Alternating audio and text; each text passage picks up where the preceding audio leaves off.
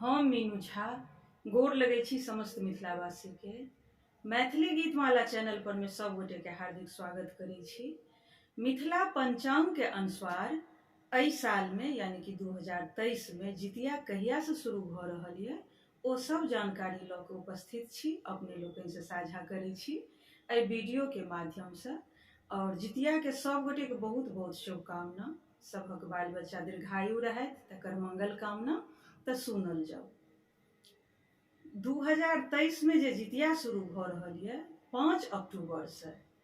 5 अक्टूबर के नहायल खायल जाए, यानी कि 5/10/2023 दिन बृहस्पति के नहायल खायल जाए। पितराइन खेती, तेल खरी चढ़त, खीरा उपरी चढ़त। और 6/10/2023 दिन शुक्र के व्रत रहत। और 7/10/2023 दिन शनि के पारण हैत। ओठगन सेहो अछि, लगभग 30 घंटा के व्रत रहत एहि बेर। ओठगन के की समय अछि ओ हम टाइम से अपने लोगन से साझा करब। तावत तक के लेल सब गोटे के धन्यवाद और जितिया के शुभकामना। जय मिथिला, जय मैथिली। ई जानकारी मिथिला पंचांग के अनुसार अपने लोगन सबसे साझा केलहुं हैं।